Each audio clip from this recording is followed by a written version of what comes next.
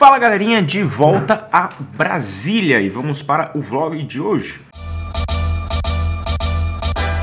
Como vocês sabem, eu fiquei essa última semana praticamente inteira lá em Petrópolis e descobri que Itaipava na verdade é um bairro de Petrópolis, porque eu falei que eu estava em Itaipava, vocês brigaram comigo, era Petrópolis. Então, estava lá em Petrópolis fazendo um estágio pelo Enduro com o pessoal lá da Santa Cruz, foi bem legal, terminou lá no Brasil Enduro Series e etc.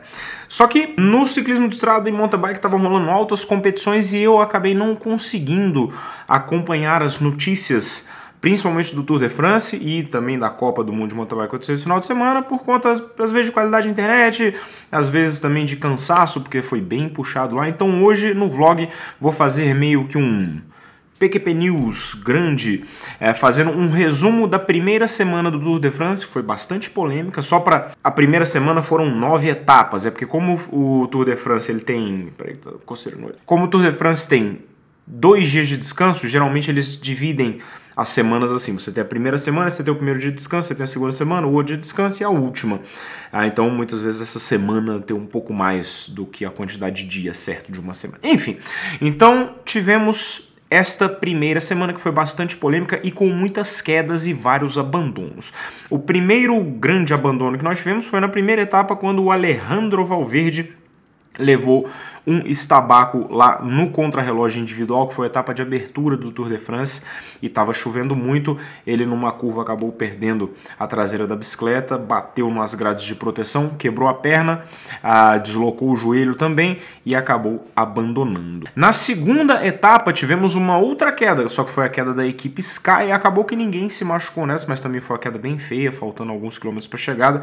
Numa curva para a direita, alguém fez uma bananada lá e todo mundo caiu, ninguém se machucou, mas inclusive o Froome e o Geraint Thomas, que na época estava com a camisa amarela, também caiu, mas nenhum deles se machucou. Na terceira etapa tivemos a vitória do Sagan, que foi aquela etapa que tinha uma chegada meio que em subida, que o Sagan foi sprintar, o pé dele acabou soltando da sapatilha, mesmo assim ele conseguiu reencaixar o pé e mesmo assim vencer a chegada. Foi bem bonita a vitória dele, mas infelizmente no dia seguinte tivemos o que foi até agora, eu acho, a maior polêmica do Tour de France, que na quarta etapa, na chegada, o Sagan estava tentando pegar a roda do Demer, o Cavendish tentou passar ali meio que por onde não dava, encostou no Sagan, na hora que ele encostou no Sagan, o Sagan esticou o cotovelo, o Cavendish bateu com a cara na grade, e aí acabaram eliminando o Sagan do Tour de France por conta dessa manobra dele ter derrubado o Cavendish, né? O Cavendish também fraturou o ombro e também abandonou. Então esses dois grandes sprinters foram embora do Tour de France neste momento. Isso acabou levando a toda uma discussão, porque analisando as imagens, muito dos fãs, inclusive ciclistas, ex-ciclistas profissionais, ciclistas atuais, foram para o Twitter falar que o Tour de France e a UCI, que eles erraram em ter desclassificado o Sagan e que eles tomaram uma atitude desproposital pelo fato do que teve acontecido. Inclusive o Greipel, quando terminou a etapa, o Greipel chegou xingando o Sagan, falando mal dele e tal, e depois ele tweetou, né, falando que ele viu as imagens e que ele viu que o Sagan não tinha culpa e que ele devia pensar um pouco mais antes de sair falando as coisas, tal, meio que pedindo uma desculpa para o Sagan pela forma com que ele se dirigiu ao ciclista, né? Enfim, a equipe do Sagan tentou entrar com recurso, foi até para o CAS, lá que é a Corte Arbitral do Esporte, mas não conseguiram colocar o Sagan de volta na competição. Segue Tour de France sem Sagan.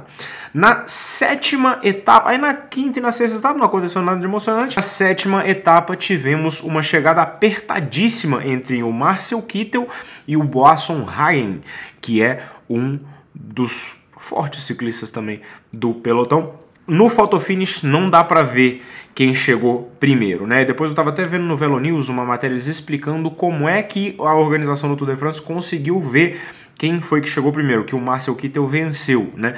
E eles têm umas câmeras de altíssima qualidade lá que fazem até 10 mil frames por segundo.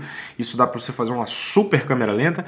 E eles conseguiram ver que o Kittel chegou 5 milímetros na frente do Hagen, ou seja, meio centímetro, é isso aqui mesmo. Então, isso deu uma diferença de tempo de 0,0003 segundos, ou seja, 3 zeros e 1 3.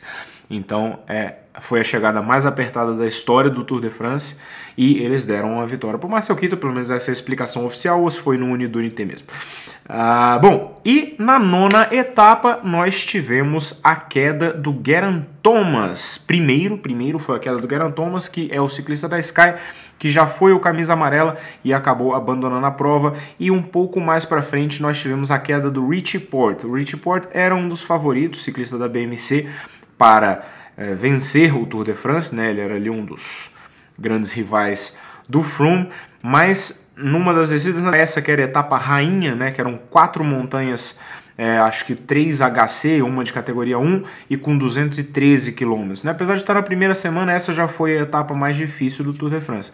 E na última descida, ele acabou errando uma curva, você vê que ele era uma sequência de curvas assim, ele erra a tangente da primeira, passa na terra na segunda, voa e acaba derrubando o Dan Martin lá na frente, mas com isso ele também fraturou a clavícula e o quadril e também abandonou o Tour de France. E nessa mesma etapa, na 9ª etapa, tivemos aquela polêmica de o Froome estava com um problema mecânico, ele levantou a mão para pedir ajuda para o carro de apoio e na hora que ele levanta a mão, o Aru passa do lado dele atacando, assim, o Fábio Aru. O Fábio Aru depois disse que não viu o Froome levantando a mão, mas foi meio estranho, porque o Aru quase passa por debaixo do braço levantado do Froome assim para atacar. E aí depois o Froome conseguiu buscar o ataque do Aru, o Froome deu até uma ombrada no Aru depois assim, não sei se... Não foi sem querer, né? Mas ele chegou a dar um empurrãozinho assim pra ele, falou, maldito, o que você atacou na hora que eu tava com o problema? Enfim, sempre fica esta coisa, né? Bom, então isso foi as polêmicas e as quedas da primeira semana do Tour de France. E neste final de semana também tivemos a Copa do Mundo de Mountain Bike, né? Primeiro o Greg Minnaar venceu no Downhill, né? Que também esse final de semana lá em Lesenheim, na Suíça, nós tivemos tanto a Copa do Mundo de Downhill quanto a de XCO. Às vezes ela se alterna, às vezes alguns finais de semana só tem a Copa do Mundo de XCO e não tem a de Downhill. Esse final de semana teve as duas. Greg Minnaar venceu com a sua Santa Cruz V10 29.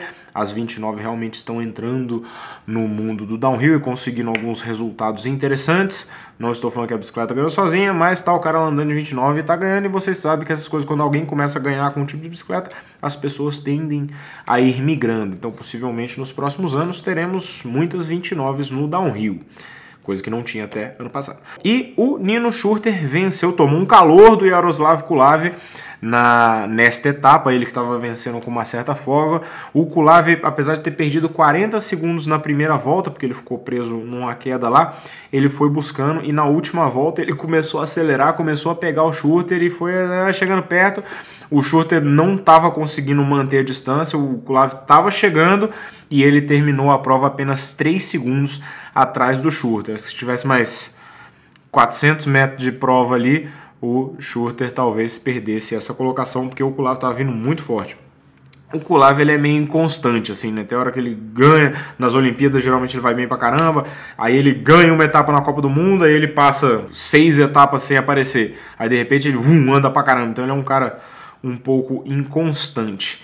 E também, bom, falar dos brasileiros que participaram lá, o Avancini terminou em 22º lugar, ele fez um post nas redes sociais dele falando que, apesar de não ter sido um resultado tão bom quanto na semana passada que ele chegou entre os top 10, ele falou que pela condição da pista que estava muito molhada, ele ficou satisfeito porque foi o melhor resultado dele na chuva. E estava realmente bastante escorregadio, você vê que todos os ciclistas estavam tendo muito problema para controlar a bicicleta e ele se disse satisfeito com esse resultado na chuva.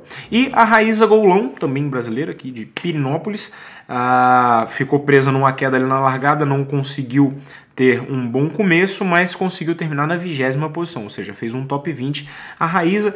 E o que eu achei interessante foi que ela fez um post explicando um pouco sobre a configuração que ela utilizou na bicicleta dela. E ela falando aqui que ela usa um pneu Maxxis Icon Exo 2.2, que é o pneu que eu uso para fazer o Brasil Ride, e ela falou que ela chegou numa configuração de calibragem que para ela ficou interessante, que foi 15 PSI na roda dianteira e 18 PSI na traseira. Então, para vocês terem ideia, lógico, a Raíza, por ser mulher e por ser um atleta magra, apesar da Raíza não ser baixinha, ela é alta, mas ela, não sei qual que é o peso exato dela, mas ela não deve ser pesada, e ela utiliza Você vê que a libragem bem baixa. Eu, por exemplo, eu uso 20 e poucas libras no dianteiro e também 25 no traseiro, dependendo se for muito escorregadio, 20 no dianteiro. Então vocês vê que realmente é uma calibragem bem baixa, 15 PSI é realmente bem baixo, mas é interessante ver essa informação aqui dela, de falar como é que ela utilizou.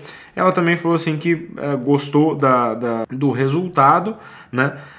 Que apesar de não ter sido o objetivo dela, que ela ficar top 15 de novo, que ela fez 14º na última etapa, né? Mas de qualquer forma ela está satisfeita aqui. É isso, parabéns pro Avancini, parabéns pra Raiz aí pelos seus resultados. É sempre bom ver os brasileiros aí entre os top 20, top 25, qualquer coisa do tipo. Belezinha? Bom, então é isso, galera. Terminando o nosso noticiário, espero que vocês tenham gostado. Deixa aqui seu comentário, dá o like no vídeo e não se esqueça de se inscrever no canal. Já passamos 90 mil, vamos lá.